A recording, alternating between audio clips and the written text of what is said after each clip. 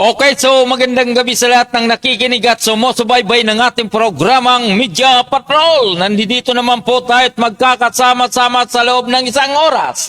Para sa opinyon, talakayan, hinaing ng bayan, tumawag lamang sa 0956-512-2086. Siyempre, dito lamang po yung sempilan ng Paranaque Net Radio Worldwide, Luzon, Visayas at Mindanao.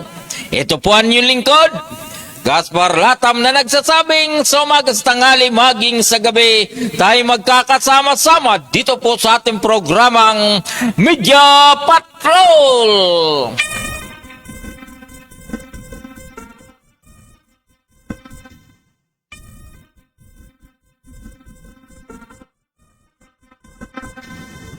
Ngayon po ay April 14, 2025 26 at Martes. Ang mainit na balita, Amerika at saka Iran hindi nagkasundo.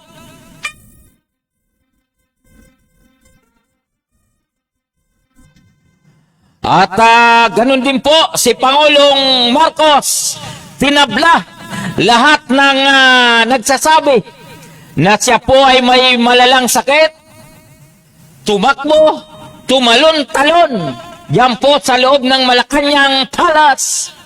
Pati mga reporter hiningal sa kakahabol sa ating presidente.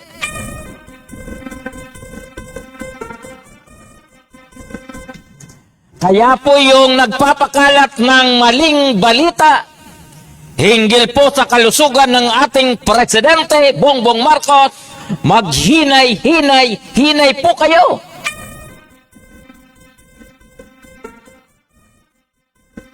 Dahil ang sabi ng Pangulo, kung gusto nyong sumabay na mag-exercise, bumuhat nung way, ay pumunta lang sa kanya para sabayan siya na mag-exercise tuwing umaga.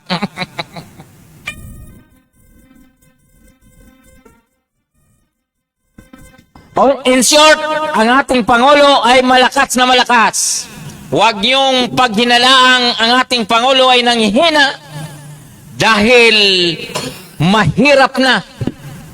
Yung mga nagsasabing si Pangulong Bongbong Marcos ay mahina, baka mauna pa kayong manghina. Ayan, tuloy-tuloy na po tayo sa ating mga balita. BBM jumping jack, pinatunayang walang sakit. 37 kada tangke, 5.60 liter ang bawat sa bawat tangke.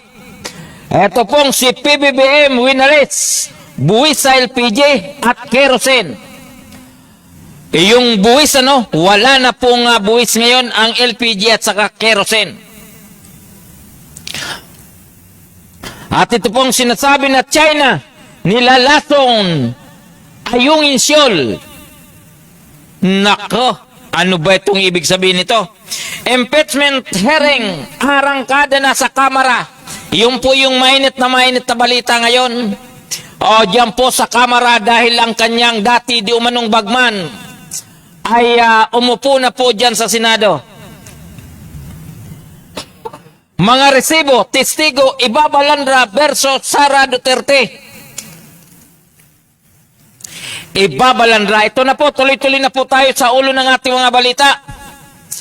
Arangkada ng mainit na bahagi ng impeachment proceedings ng Kamara de Representante dahil nakalinya na ang mga testigo sa ebidensya laban kay Vice President Sara Duterte ngayong Martes. Natuloy po ito dahil si yung witness ay talaga naman umupo. Abril 14. Mahalagang pagdinig bukas. Ito ay araw ng mga resibo at ito ay araw ng ebidensya. Ito ay araw ng katotohanan diin ni Bicol Saro Partiles Representative Tiri Ridon, miyembro ng House Committee on Justice nitong Lunes. Ayon kay Redon, chairman din ng House Committee on Public Accounts, dahil walang nilalabas na Temporary Restraining Order or TRO ang Supreme Court,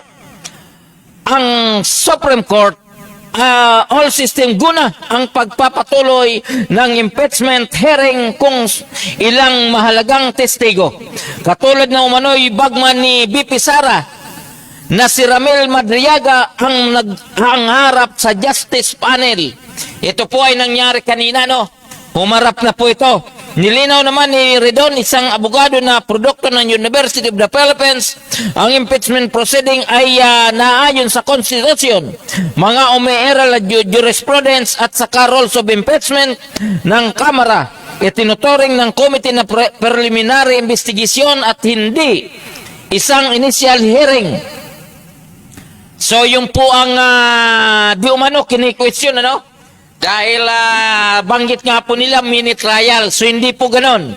At kanina nga po talaga itong si Madriaga na kung saan ito po ay naglabas ng iba't ibang uri ng ebidensya laban sa kanyang dating amo na si BP Sara. PBB, winalis buhit sa LPG at kerosene.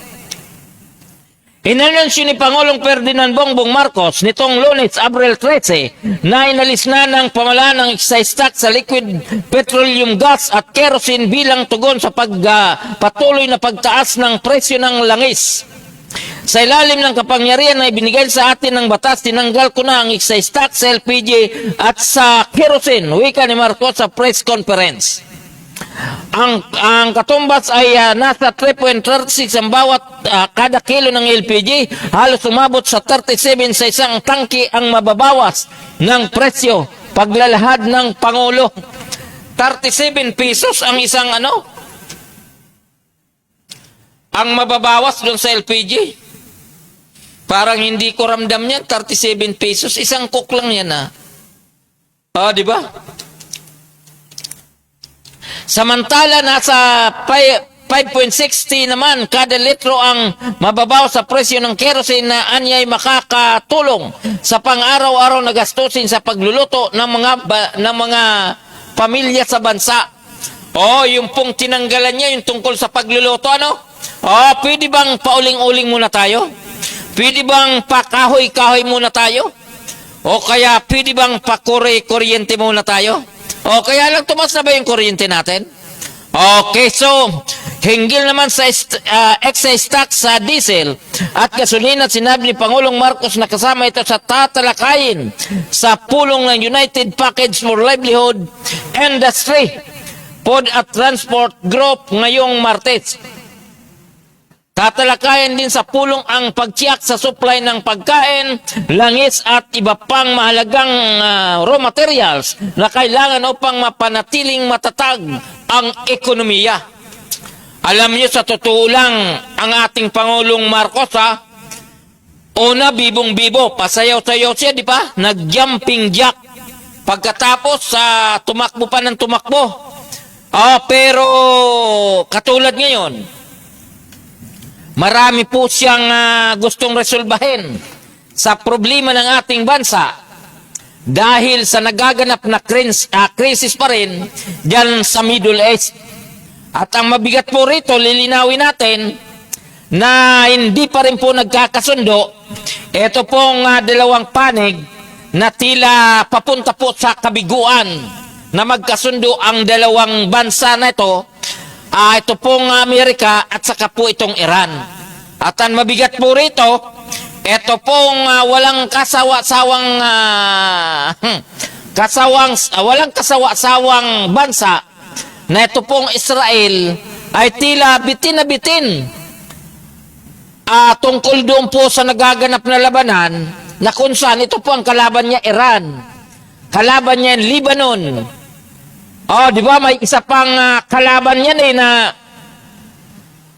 halos pinagtutulungan na po itong Israel neto, pero talagang matatag pa rin Gusto niya pa rin na mas pumabor doon sa laban kaysa makipag-ayos. Ito ang takbo ng utak nito pong Prime Minister ng Israel nakakasawa. Imbis na tumulong sa Amerika na masettled yung problema diyan sa kanilang lugar, gusto tuloy lang ang laban sa kanyang katungwali, yung Lebanon. Yung Lebanon, kasangga ng Iran. Kaya ang gusto ng Iran, kapag pigil putukan, dapat kasama yung Lebanon, huwag atakihin. Pero anong nangyari, ito pong Israel, banat ng banat. Kaya instead na maging mapayapa ang pag-uusap para magkasundo, lalong bumibigat tuloy ang nangyayari. Ngayon, yung pong Amerika, ito pong si President Donald Trump, na talagang matindi ang babala, ang sinasabi niya na lahat ng barko na papasok o palabas ng Strait of Hormuz na yan, ay kanilang harangin. Ganun mag-isip si Trump, na kung saan talagang gusto niya na ang Amerika ang tunay na mas malakas sa lahat.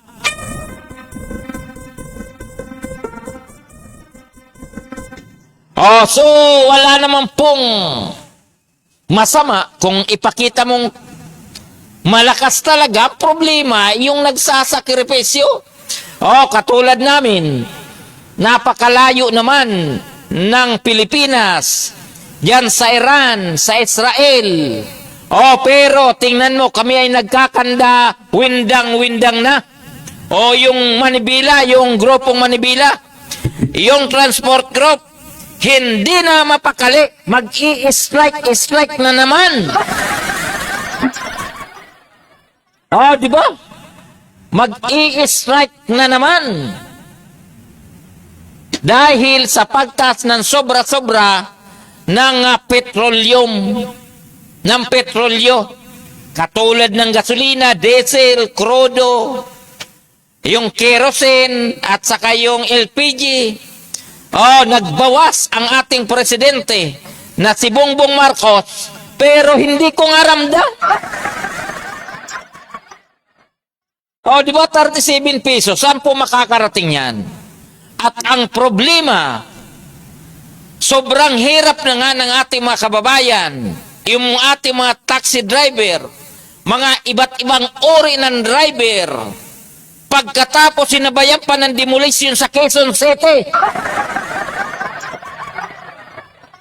Sinabayan pa ng demolition dyan po sa Barangay Tipas, Taguig.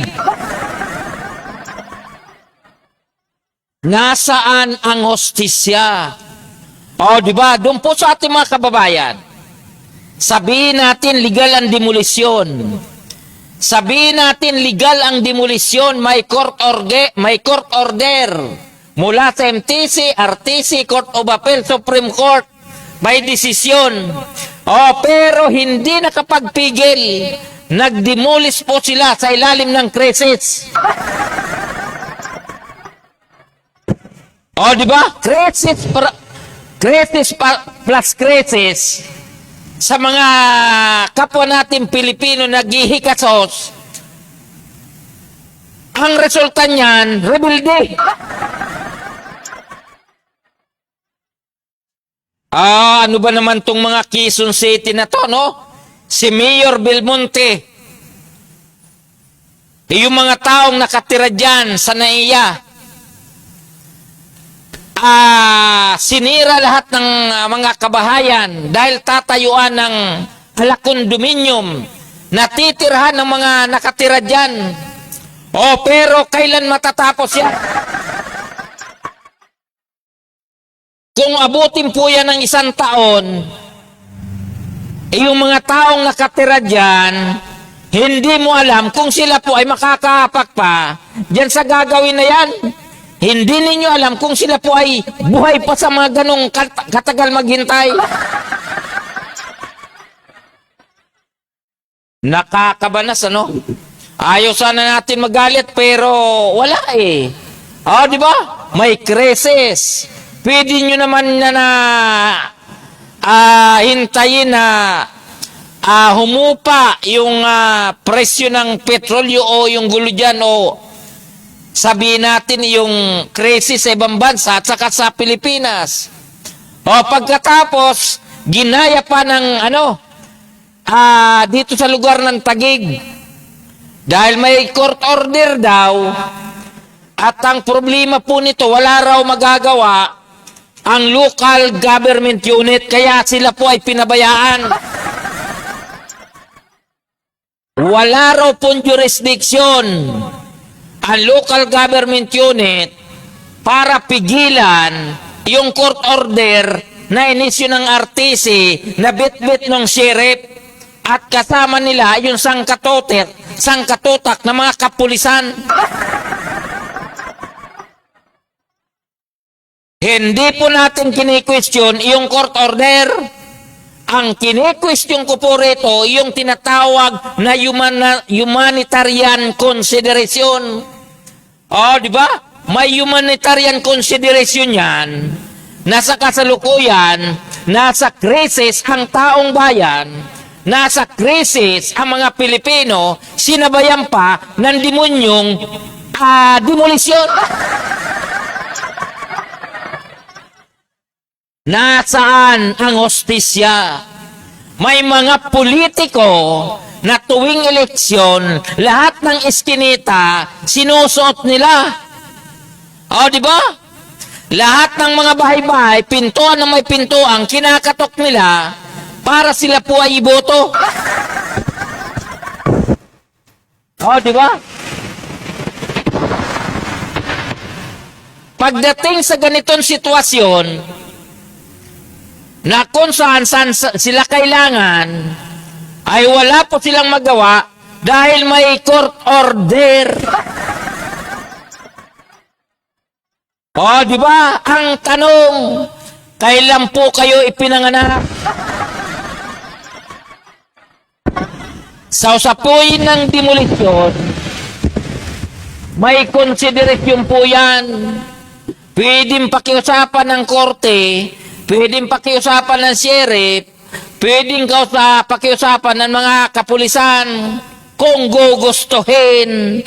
Pero kung hindi na gumalaw ang mga person in authority, lalong-lalo na po yung halal ng taong bayan, malamang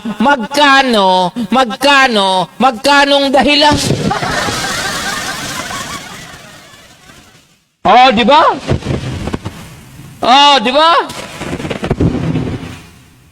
Ang pangit ng program natin, Na yung natin, tawag nito? Yung ating cord nagagalaw. So, yun po ang sinasabi ko. Nasa krisis po tayo. Yung nangyari dyan po sa lugar ng Taguig,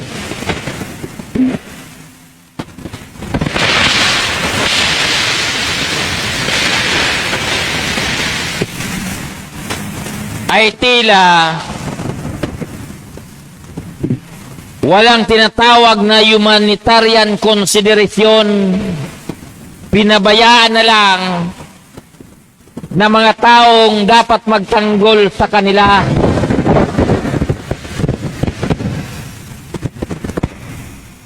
Di ba? Nakakainis. Imbis na magandang balita natin tungkol dito sa jumping jack ni PBBM, napunta tayo dito sa demolisyon. Okay, tuloy-tuloy na po tayo sa ating mga balita. Nagpakitang gilas sa pag-jumping jack ni Pangulong Ferdinand Marcos Jr. upang subukan ang makalat na expekulasyon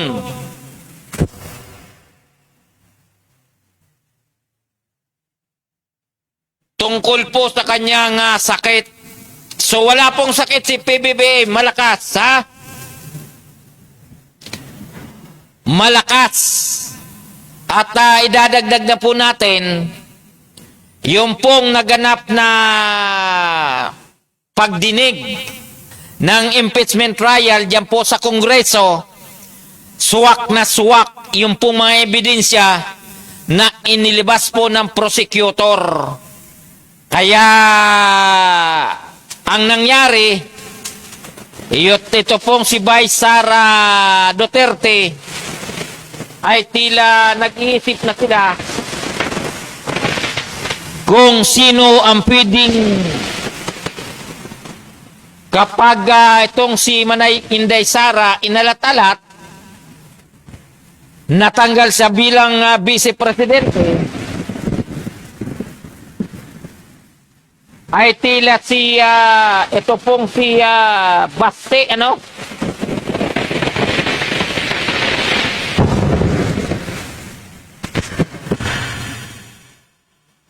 O na tila ito po ang napupusuan. Ang atin naman, kahit naman sino sa kanila, di ba, Baste namumurong plan B ng mga Duterte sa 2028. Hindi ko na po ito basahin.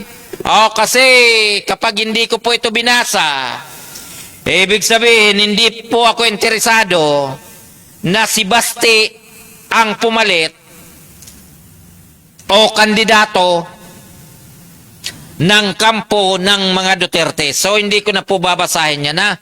Okay, so doon po sa atin mga kaibigan, Luzon, Visayas at Mindanao, ang oras po natin ay ganap ng alas 8:35 ng gabi. Mr. Chairman, Patalastas Place.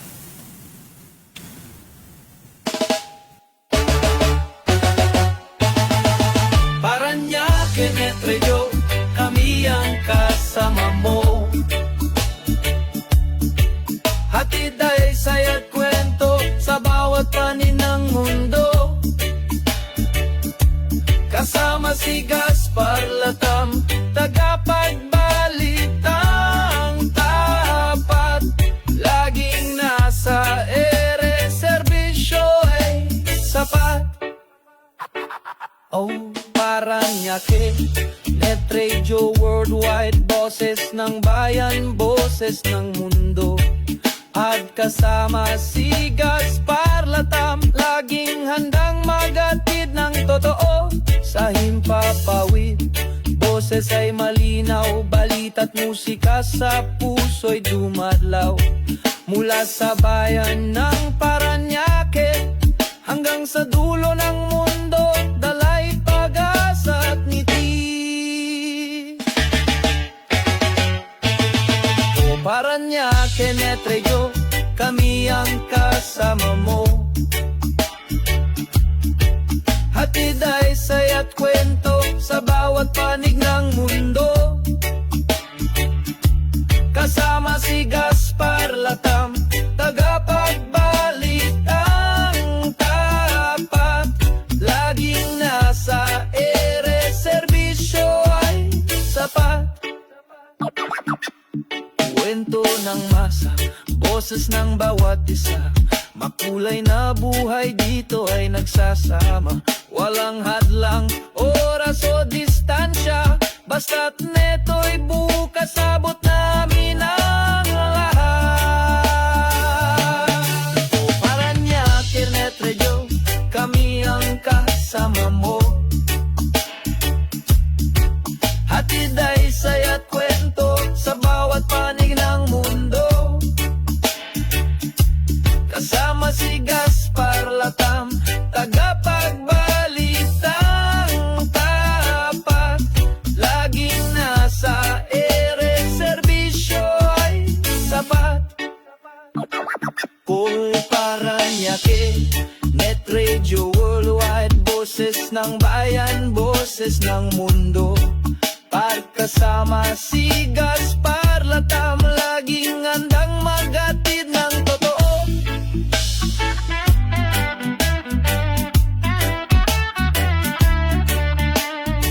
Sabi nila kung gagamit ako ng coke, makakapag-party ako buong magdamag. Ang ganda. Salamat, ma. Sige, anak. I love you.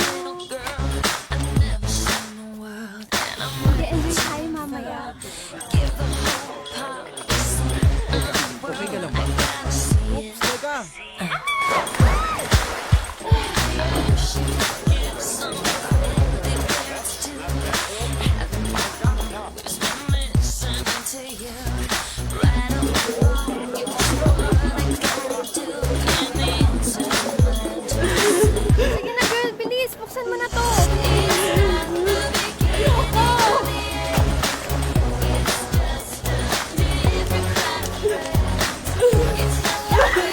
Sabi nila kung gagamit ako ng coke, makakapag-party ako buong magdamag.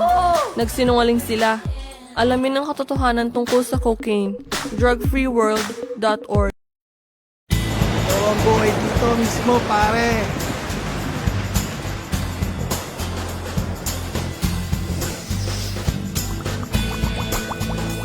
Sabi nila, hindi raw mauwi ang marijuana sa mas malalakas na mga droga.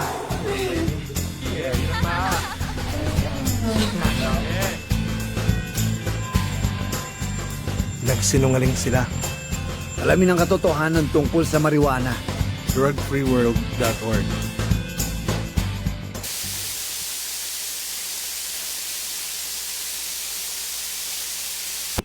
Ayan, so maraming salamat sa Drug Free World International and of course sa sponsor po ng ating video na si Mr. Ramil Obra. At bago po tayo magpatuloy sa ating programa, regards po natin itong Oragon masipag na kawani ng ating lokal na pamalaan ng lungsod ng Parañaque. Ito pong nasa Masji. Ito pong si Justin Trinidad. Alam nyo po, itong si Justin Trinidad, masipag na, pugi pa.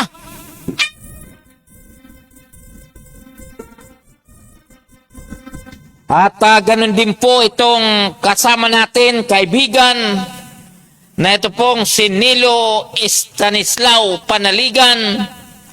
Regards po natin ito. Siya po ay sa kasalukuyan ay nandito sa lugar ng Barangay San Antonio. At ganun din po sa lugar ng Libo. Regards po natin, ito pong si Nilo Stanislao Panaligan. Regards ko po kayo. At inuulit po natin yung pong mga nasa online. At yung pong ating mga kasama dyan po sa kanina dyan po sa Jollibee. Kasama po natin si Engineer Alex Gregorio at buong umatin ng nabanggit na pagpupulong. Regards ko po kayo. At batid po natin na makabuluhang usapan, masayang usapan, masayang huntahan ay kailangan po natin ang isang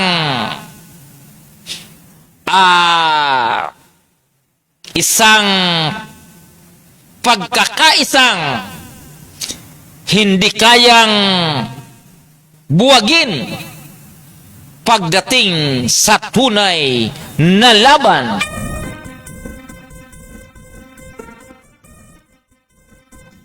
Okay, so kanina po pala kahapon, nagkaroon po tayo ng tinatawag na flag raising ceremony.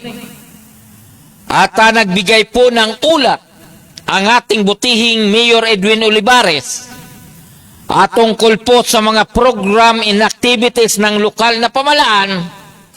At isa na po dito yung pagbibigay ng 2 unit ng fire trucks dito po sa ating mga miyembro ng Bureau of Fire naman, at ito po ay pinagkaloob kahapon.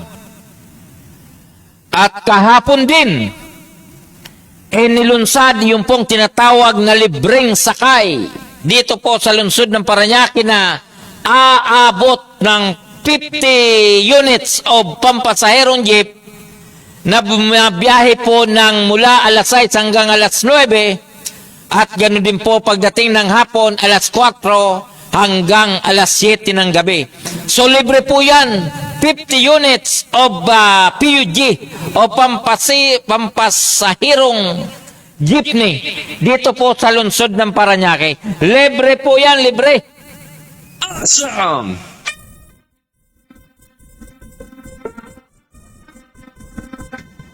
Yung po ang maganda.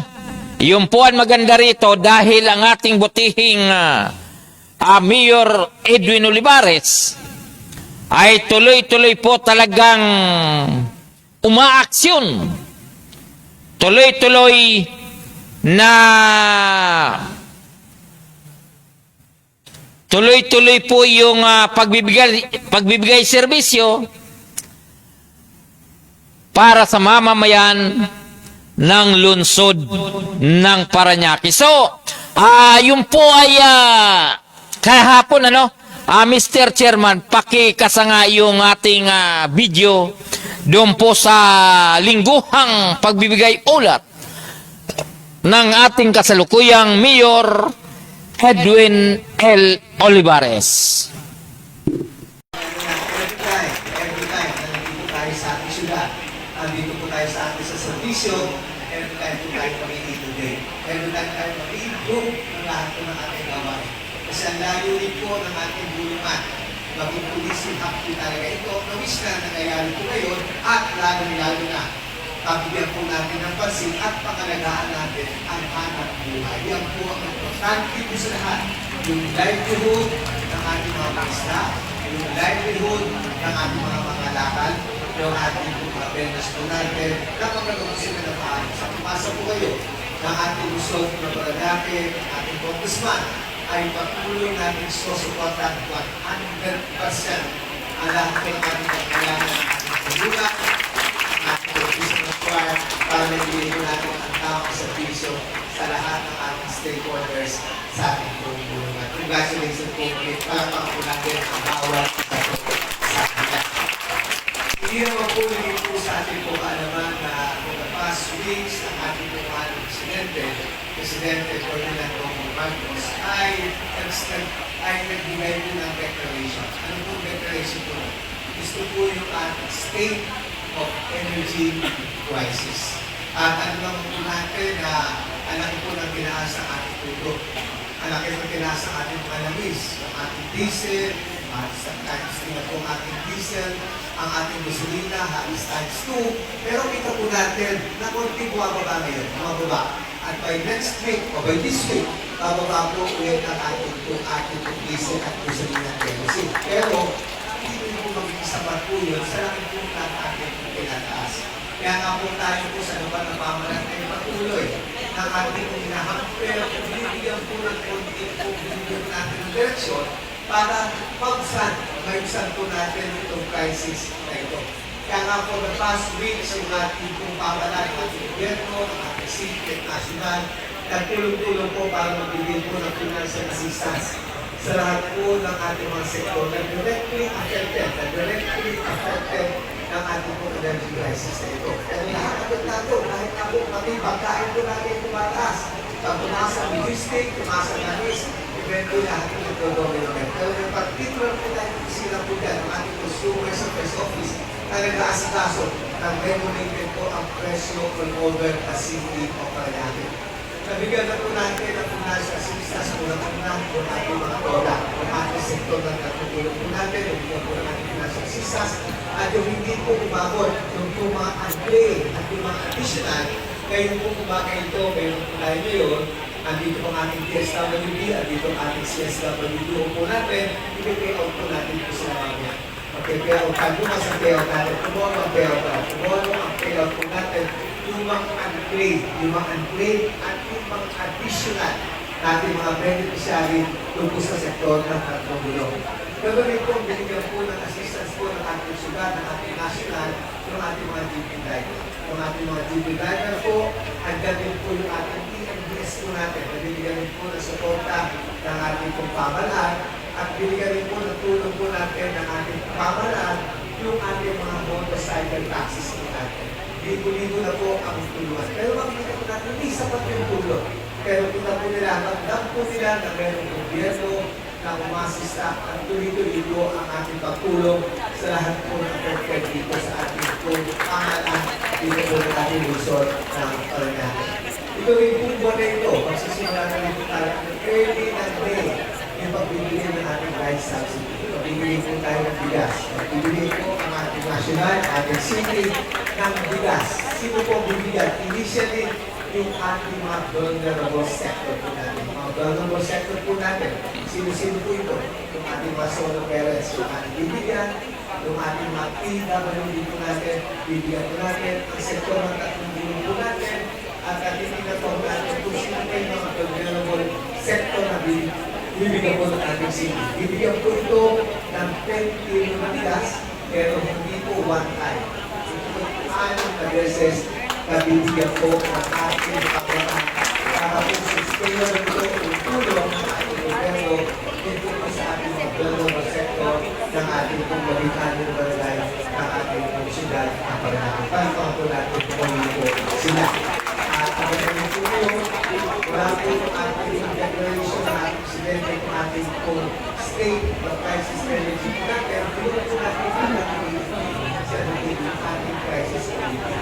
Yung crisis committee para po sa inyo ay nagkaroon po ng plano, implementation para sustainable ang ating approach dito po sa ating dito po sa ating pong energy crisis na ito.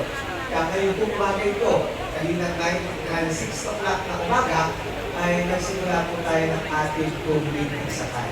Libre sakay na tatlong biyahe ito. Yung biyahe ito pakingkol mula Sukat hanggang Baclaran, Sukat hanggang Capiesnan, Sukat hanggang po sa Medellin. Yung Sukat po, ito po yung po sa Medellin po natin.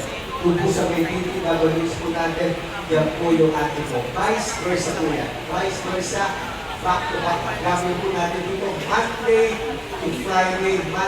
to Friday, yung ating po dito sakay. 6 o'clock in the morning, from 9 o'clock in the morning, 4 o'clock in the afternoon, hanggang 7 o'clock in the evening. Monday to Friday po natin gagawin po ito. Para hindi po ma-apektuhan yung sektor ng dito natin, hindi po tayo gumawa. Hindi tayo nag-facilitate ang ating mga private sasakyan. Dahil kapag tayo nag-facilitate ng private, ma-apekto lalo yung ating mga transport po. So, kinausap po natin yung mga association. Kinausap po natin yung mga kooperatiba po natin ng ating jeepney. Nakuha tayo initially na 4 na po, na 40 jeeps ang gagamitin. Sila na rin po nag-assign yung ating 40 jeeps po nito para maiikot po nila sa lahat po ng ating mga members ng ating jeepney all over the city of Paranaque.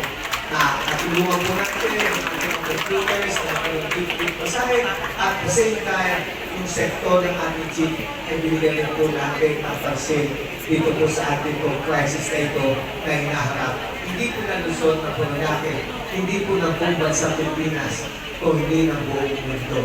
Kaya po nananalangin po tayo na sana po matapos ang pulingera sa Middle East. Pagkasal po natin, pag-pray po natin, ang dami po affected. All over the world are affected at andito po tayo para po pagtulungan, pag-met at malampasan po natin itong crisis na ito. Sabi nga po natin, kung yung pandemic na tayo-isa po tayo, nalampasan po natin po ito. Sa pagkakaisa po ng bawat sa po sa kanila, climate and topic, lalampasan po natin itong energy crisis na ating bansa at dito po sa resort na at ito po natin mga stress beneficiary natin. Pagpakan natin ang stress beneficiary. At ito po kami sa organization last week, i-assign po natin po ito natin mga estudyante, nabibigay po ng ating mga estudyante ng Rivares, sa lahat ng ating barangay, sa lahat ng ating local offices, sa lahat ng ating national government offices po natin. Hindi lang po yung makakatanggap po sila ng sweldo. Yan po yung ating 30 days na minimum na ibibigay po sa kanila. Ang importante sa lahat, yung experience. Yung experience ang importante po sa lahat. Pero like us, lahat ng ating mga department heads, lahat ng ating kawali, is like that. Turo po natin sila. Yung values, yung moral, yung ating pong mandate ng ating opisina. Kasi in the near future, they will be the professional of our city, at isa sa kanila, maging congressman, mayor, konsehal, vice mayor, Ayan, tuloy-tuloy na po tayo sa ating programang Media Patrol. Ang oras po natin ay ganap ng alas 8:53 ng gabi. Dito lamang po yung simpilan ng Paranaque Net Radio Worldwide. At bago po tayo magpatuloy, ang sabi po nitong si Justin Trinidad, Kuya Gaspar Latam, ang pugi mo talaga. Pero Justin, hindi ko nakikita na isinishare mo yung programa ko .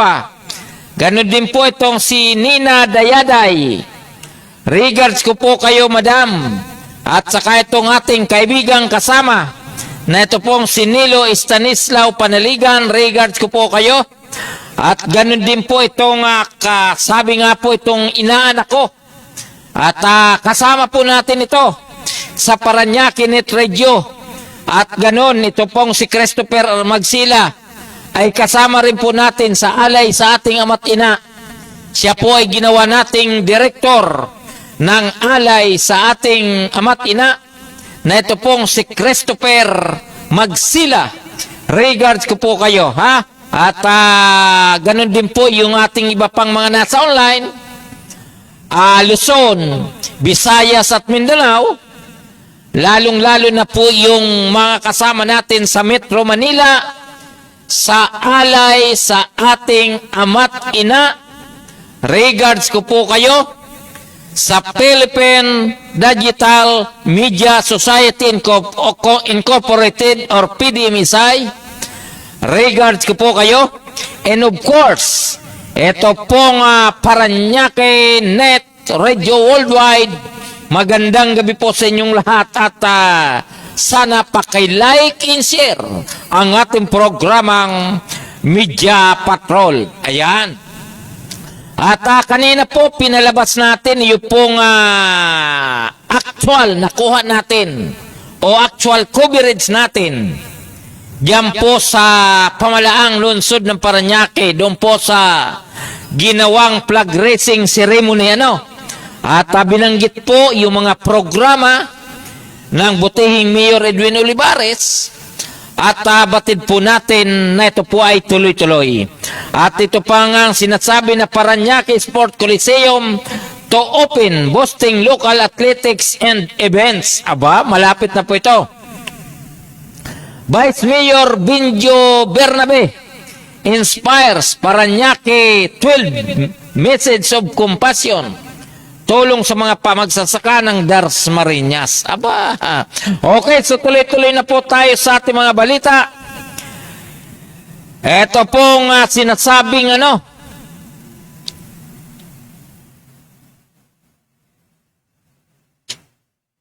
At yung pong sa usapin po nitong Paranaque Sport Coliseum to open, boosting local athletics and events.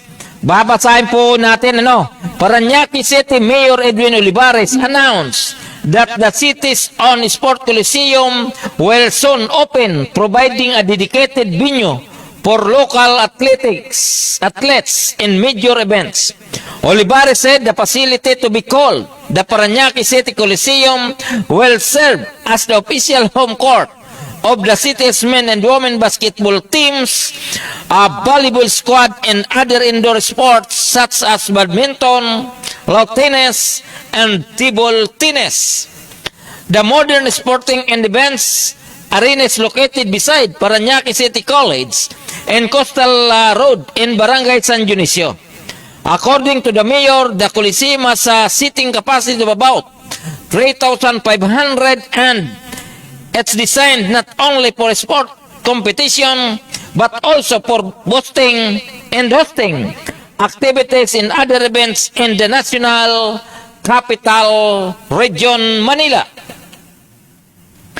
Okay, so dabis po ito, palakpakan po natin. Opo, so tuloy-tuloy na po tayo. Paranaque mitigates energy crisis impact, readies relief of measures. The local government of Paranaque is ramping up efforts to cushion the effects of a looming energy crisis amidst the continuing spike in fuel prices brought by the ongoing Middle East conflict.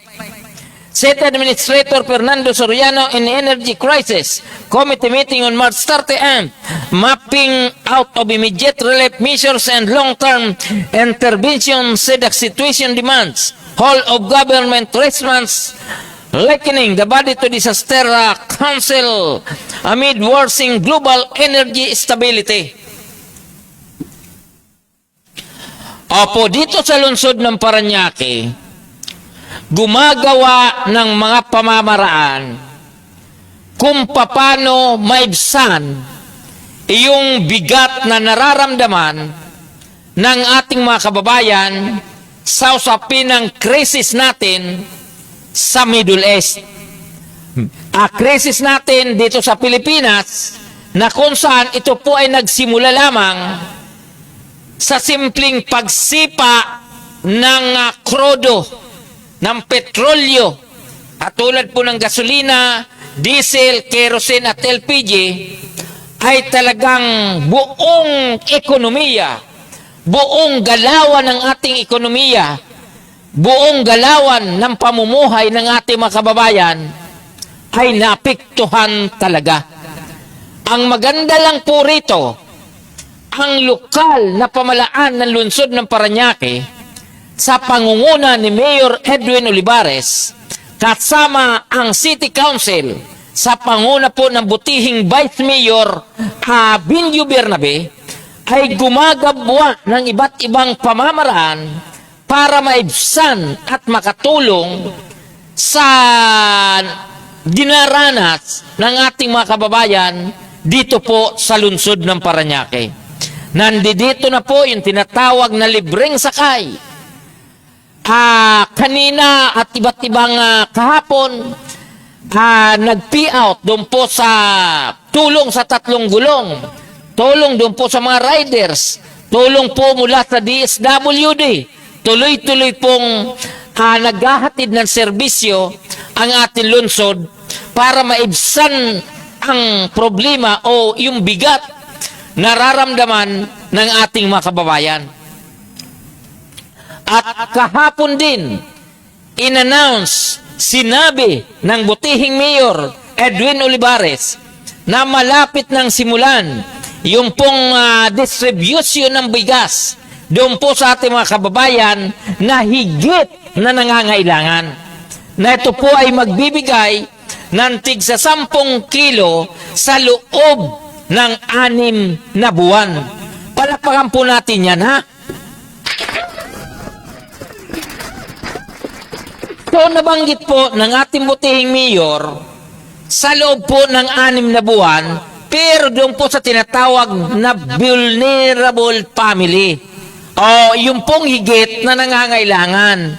Ngayon, kung hindi naman po mabigyan lahat, lalong-lalo na po yung higit naman na mayroon, higit naman na nakakangat, sana wag naman po kayong magtampo. Kasi ang ating mga kababayan naman, marami naman po nakakangat. May mga trabaho naman na nating mga kababayan.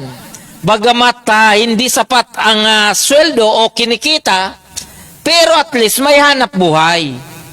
Unlike doon po sa ating mga kababayan, doon po sa mga informal settlers, doon po sa mga depressed areas, na karamihan po sa kanila, marami na nga po ang anak, wala pong trabaho yung mga mag-asawa. Minsan, isa lang ang may trabaho, yung tatay lang. Yung nanay, nagbabantay na po ng kanilang 6 or 7 anak. So talagang sila po yung higit na nangangailangan. Ngayon, sa usapin naman ng distribution, alam nyo naman, na ang lungsod ng Parañaque ay napakarami pong tao. Napakarami rin pong bahay. Opo, ngayon, kung i-house to house po yan, baka matagalan. Diba? So, hintayin po natin ang diskarte po nila. Kaya kung ako lang po ang tatanungin, kung paano maibigay na mas mabilis, isang ayon po ako doon. Hindi ko po sinasabi na gawing house to house. Ang akin lamang, kung alin ang pinakamabilis na maidala o maihatid o maibigay yung tulong ng ating lokal na pamalaan doon po sa mga higit na nangangailangan. Inuulit po natin, higit na nangangailangan. Opo, ngayon, kung hindi po kayo nabigyan, na alam nyo naman na hindi naman po kayo talaga totally naghihirap, alam nyo naman na pwede naman po kayo nang bumili ng bigas. Sana naman, unawain natin ang sitwasyon. unawain po natin ang sitwasyon. Oh, ganun lang po ako mag-isip.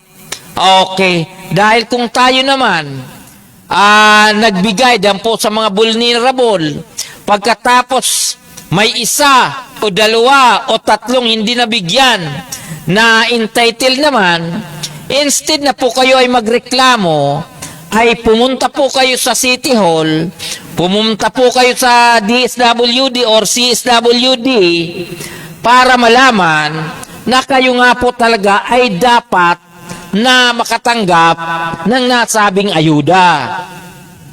Inuulit ko na naman, napakarami pong tao, napakarami pong bahay, doon po sa informal, sa depressed area, sa pilot areas man yan, may nalalampasan talaga. Dahil sa hindi ayaw kayong bigyan, kundi ito po ay bahagi ng kanilang trabaho, pero hindi nga lang po kayo nadaanan. Inuulit po natin, ang pamalaang lokal ng lungsod ng Parañaque, wala pong ibang inisip, tumulong sa ating mga kabarangay at sa ating komunidad.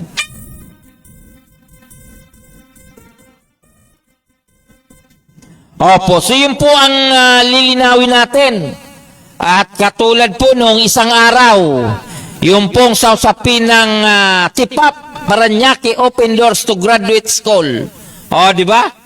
So, tuloy-tuloy pong nagbibigay ng tulong ang ating lokal na pamalaan sa mga estudyante. Pagkatapos nung Lunes, napakarami pong mga mag-aaral yung binigyan ng pansamantalang trabaho, yung pong tinatawag na space. Sila po ay magtatrabaho sa pamalaang lokal ng lungsod ng Parañaque sa loob ng halos 30 days at sila po ay sasahod ng minimum. Di ba yung minimum, ibig sabihin, kung 700 ang isang araw, o kaya 690 or 685, yun po ang matatanggap ng ating mga mag-aral dito po sa lungsod ng Parañaque. Palakpakan po natin yan. So ganun po tuloy-tuloy na nagbibigay ng tulong ang ating mga public official dito po sa lungsod ng Parañaque. Palakpakan po natin. Okay, so tuloy-tuloy na po tayo. Ang oras po natin ay ganap ng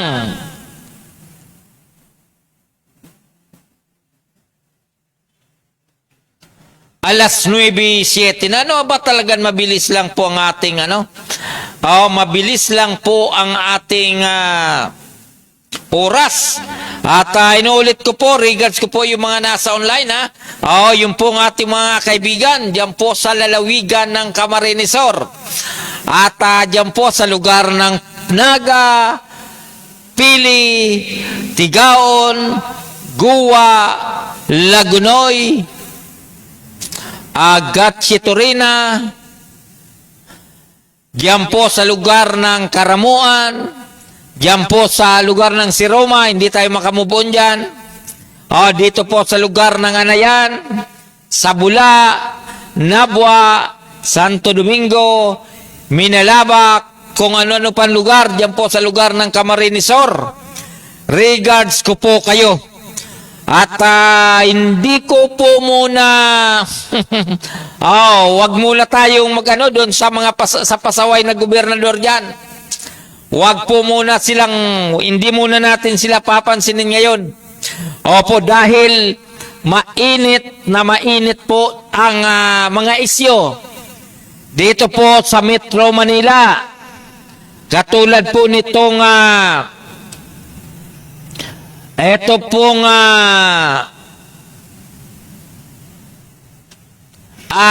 sa implementation po nung strengthening the implementation of local ordinances and Metro Manila. Mainit na mainit po ito. Ito pong sa panguna po ng SILG na ito pong si Secretary John Vic Remulla. Na kung saan yung pong ating mga kababayan, bawal ang uminom sa kalsada, bawal ang ubad sa kalsada, bawal ang makabataan sa hating gabi o alas 10 ng gabi. Bawal na. Opo, pero yung isang naghahalo ng simento, nagtatrabaho sa construction, yung pong lokal na enforcer naman, na dyan po sa lugar ng Mandaluyong, ay tila hindi man lang po nagkaroon ng konsiderasyon at tinikitan po yung mama kahit nga naman nagtatrabaho sa ilalim ng init ng araw. Kaya po sinabi nitong SILG na inamin yung pagkukulang doon po sa implementasyon. Kaya ang sabi nito pong si John Vic Remulla ay kanila po itong aayusin at aayusin at aayusin. Ang maganda lang po rito, maganda ang naging feedback ng ating mga kababayan, lalong-lalo na po yung ating nanay at tatay na nahihirapan na sawayin ang kanilang mga anak sa madaling araw. Matigas ang ulo ni Totoy, matigas ang ulo ni Nini, kaya yung mga kabataan ngayon, kapag nakita ang mga pulis na nagroronda, makita yung mga tanod, makita yung mga force multipliers, ay talagang kapag sila po ay tumakbo, halos hindi na po magkanda-bangga na para makauwi lamang sa kanilang tahanan. Palakpakan po natin yung implementation ni John Vic Remulla.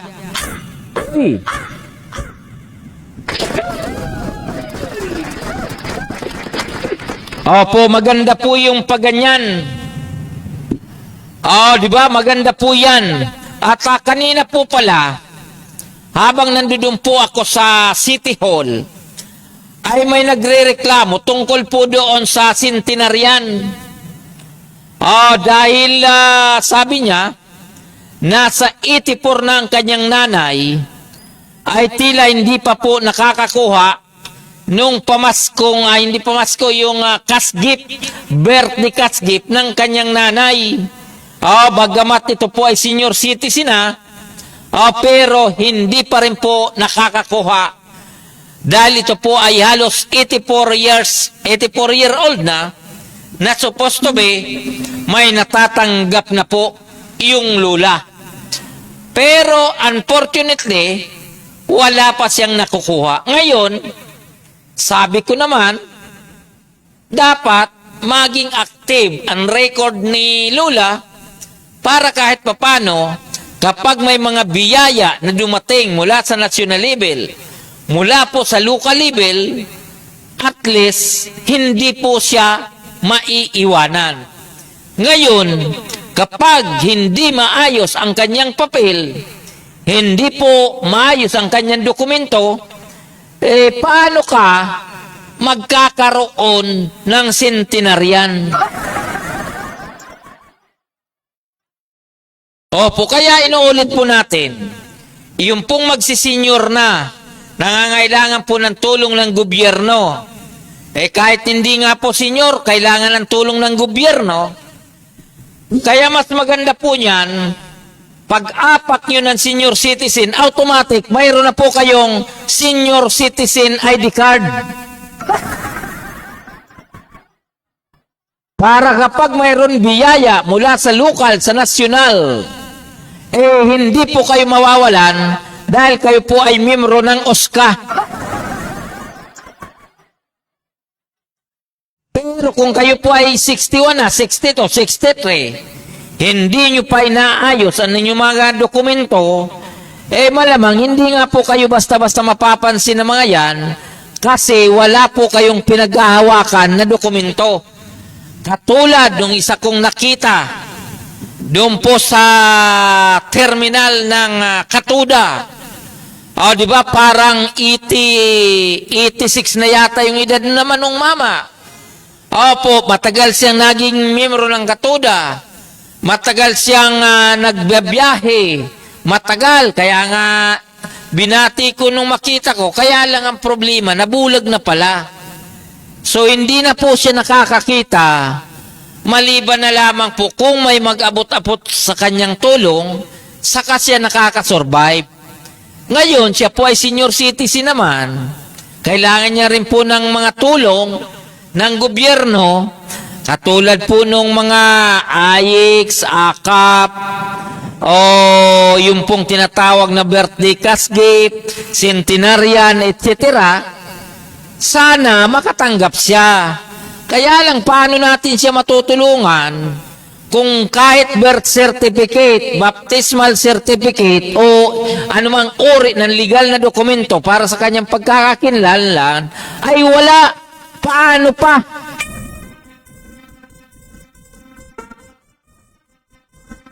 So, mahirapan po talaga siya na makatanggap ng ayuda mula sa gobyerno dahil nga po siya walang dokumento. O ngayon, siguro kapag matsimpuhan, abot-abot, katulad ang inyong pong lingkod nag-abot, siguro hanggang doon lang ang magiging papel ng gobyerno. Opo, kasi katulad niya, ipinanganak sa Mindanao, hindi alam kung anong pizza, hindi niya rin alam kung ano talagang tunay niyang pangalan sa birth certificate, kaya ganun ang nangyari.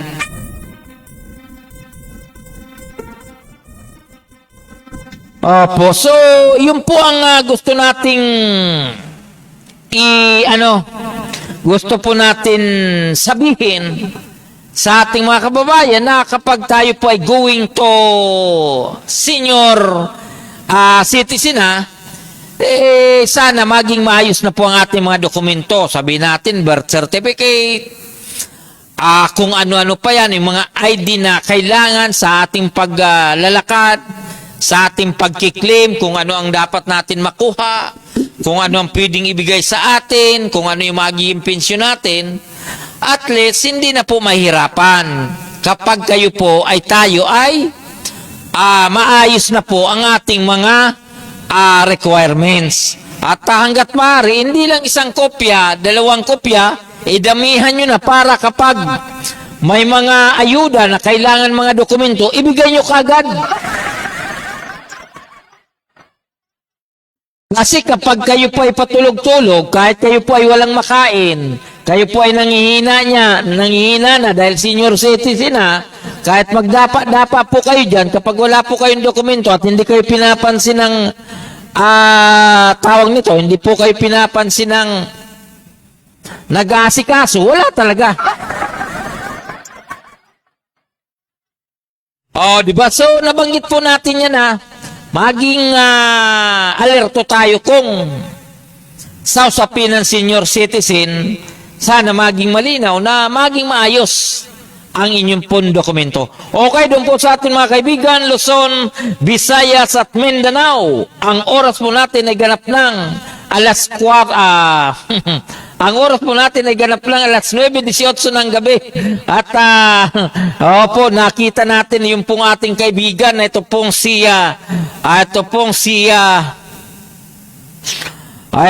ating kaibigan na si Noli Clupino Ferrer. Nabanggit niya po na 50 units of pampasahirong jeepney yung nilabas kahapon. Opo, pero ang nailagay po doon sa is 40, parang ganun po kasi yung naging report ng ating butihing Mayor Edwin Olivares. Ang maganda lang po roon, instead na 40 lang, ay nadagdagan po ng 10 unit, kaya po ay naging 50 units ang libreng sakay diyan po, dito po sa lungsod ng Parañaque. Ang biyahe po from Sucat going to Merbel, Sucat to Baclaran, Sucat to Kabihasnan, vice versa. Opo, so maganda po yun At ganun din po, regards natin, ito pong si Mr. Hino Kapua. So regards po natin, ito pong si Mr. Regino Capua, and of course, ito pong kaibigan natin si Noli Ferrer, at ganoon din po itong si Nini Dayaday. Regards ko po kayo, at yung pong ating kaibigan na si Justin Trinidad ng Mayor Additional Support Group or MOSGI.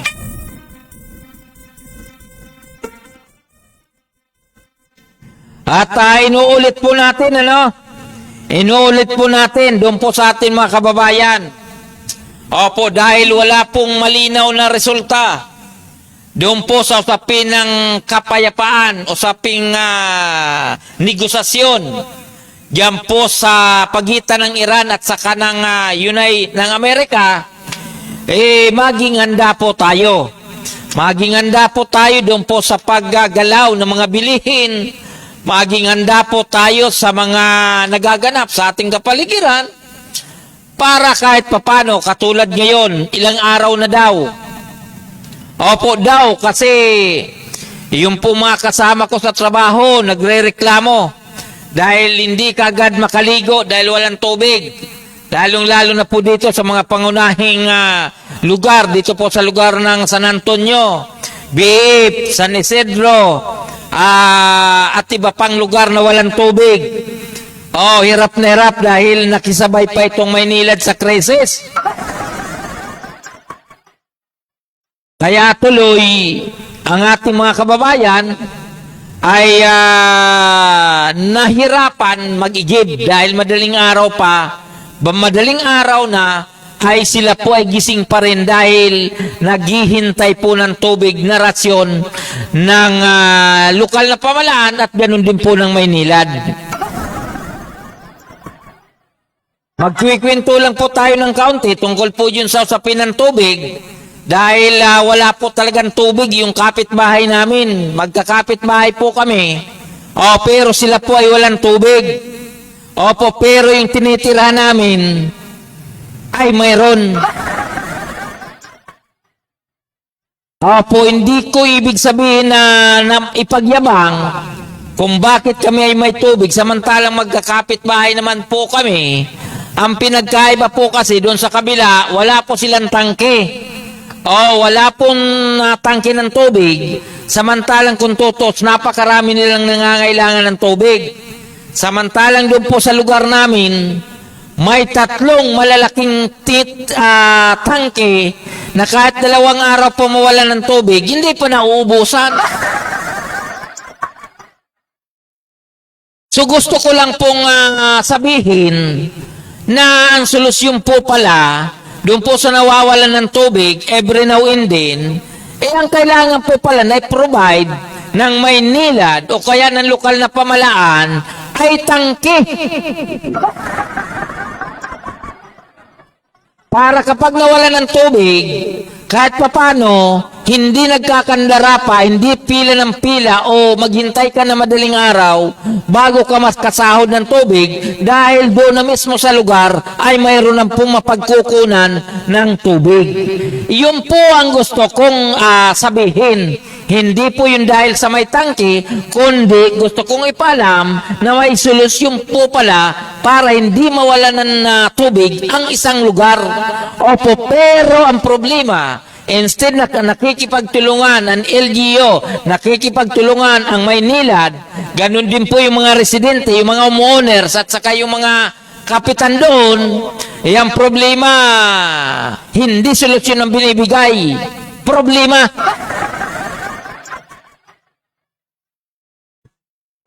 Di ba? Sipin mo, 2 araw o 1 araw walang tubig. Halos nagkakandawindang-windang na yung komunidad dahil tubig ang kailangan, tubig. Talagang kailangan ng tubig. Pero ang kailangan, magkaroon ng solusyon para magkaroon ng tubig. Ang solusyon pala, kailangan lang tangke ng tubig lang ang kailangan.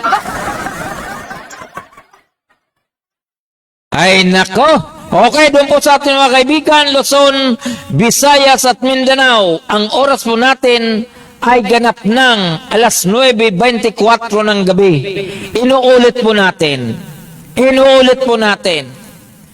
Yung pong mga homeowners, yung pong mga nasa depressed areas, lalong-lalo na po yung malayo sa kalsada, yung pong mga nasa eskinita na ni motor, hindi makadaan, ni bisikleta hirap daanan dahil sa mahaba ang iskinita, napakaraming bahay. Sana naman yung mga homeowners, pag-isipan po ninyo kung paano magkaroon ng tangke ng tubig diyan po sa inyong lugar para kapag walang supply ang Maynila, walang tubig ang Grepo, at least mayroon na po kayong makukuhaan na tubig. Ngayon, kung sakasakaling hindi naman po natin inaasahan nagkaroon ng sunog sa inyong lugar, mahirap pasukin ng mga bumbero dahil nga po sa masikip, halos hindi na madaanan ng tao yung iskinita, pero napakaraming bahay. Ngayon, kung hindi natin inaasahan magkaroon ng sunog, haawayin nyo po yung bumbero dahil matagal makarating doon po sa pinangyarihan ng sunog. Samantalang kayo ay hindi naghahanda kung sakaling magkaroon na ninyong sunog diyan po sa inyong lugar na dapat mayroon na pong tubig kagad.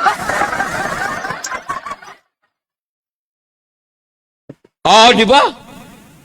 Paminsan-minsan tayo na-high blood kapag ganun po ang nagiging takbo. Ayaw mag-ipon ng tubig, ayaw magkaroon ng tinatawag na tangke ng tubig doon po sa kanilang komunidad. Kaya nangyayari, mawalan lang po ng 3 oras, 5 oras, talagang nagwawala na ang ating mga kababayan. Okay, doon po sa ating mga kaibigan, Luzon, Visayas at Mindanao. Ang oras po natin ay ganap ng alas 9:26 ng gabi. At malapit na po tayo magtapos, ano? Yung pong mga nasa online, ito pong si Christopher Magsila. Ito pong ating kaibigan na si Noli Ferrer. At ganun din po yung ating kaibigan na si Justin Trinidad. At yung pong ating iba pang mga kaibigan na nasa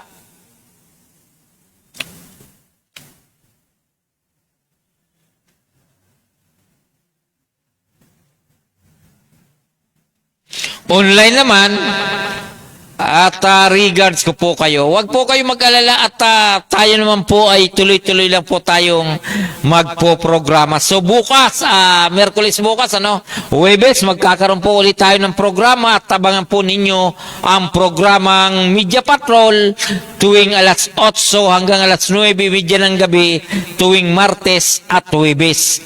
At inuulit po natin, regards po natin ang ating mga kasama dito po sa lugar ng Barangay Santo Niño, yung pong 100% Olivares, yung pong ating mga kaibigan, diyan po sa Libo, Kaingin, Riverside, diyan po sa lugar ng Gumborsa, ganun din po sa lugar ng Gina, Ilaya, Proper, diyan po sa Wawa, diyan po sa taas. At ganun din po yung ating mga kasama, ito pong si punong barangay Nestor Balot Ramos, and of course, ito pong dating punong barangay at saka dating konsyal na si Paquet de la Cruz. At kanina, nakasama po natin yung pong engineer ng Barangay Santo Niño, na ito pong si Engineer Alex Gregorio. Talagang naging makabuluhan yung pong ginanap na kita-kita, tinatawag na kumustahan diyan po sa lugar ng Santo Niño. So regards ko po kayo.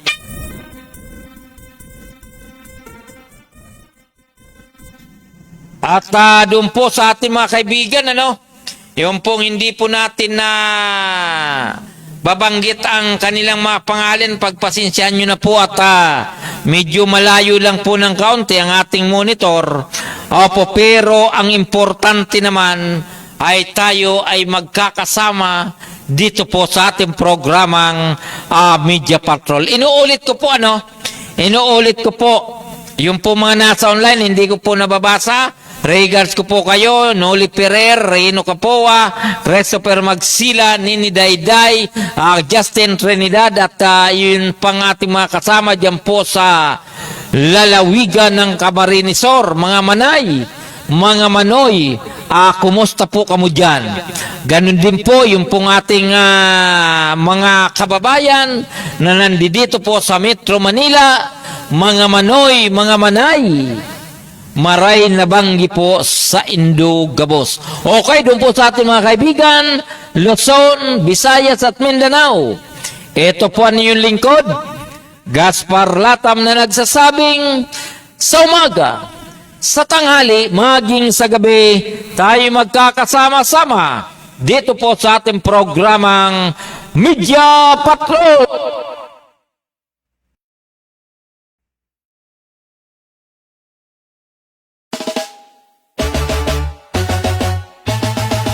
Paranaque, Netreo, kami ang kasama mo.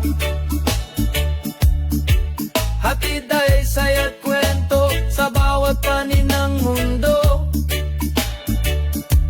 Kasama si Gaspar Latam, tagapagbalitang tapat. Laging nasa ere, serbisyo ay sapat. Oh, Paranaque, Net Radio Worldwide, boses ng bayan, boses ng mundo. At kasama si Gaspar Latam, laging handang magatid ng totoo sa himpapawid. Boses ay malinaw, balita't musika sa puso'y dumadlaw. Mula sa bayan ng Paranaque hanggang sa dulo ng mundo, dalay pag-asa at ngiti. O Paranaque, Net Radio, kami ang kasama mo. Hatid ay saya't kwento sa bawat panig ng mundo. Kasama si Gaspar Latam, tagapagbalitang tapat. Laging nasa ere, serbisyo ay sapat. Kwento ng masa, boses ng bawat isa. Makulay na buhay dito ay nagsasama. Walang hadlang, oras o distansya.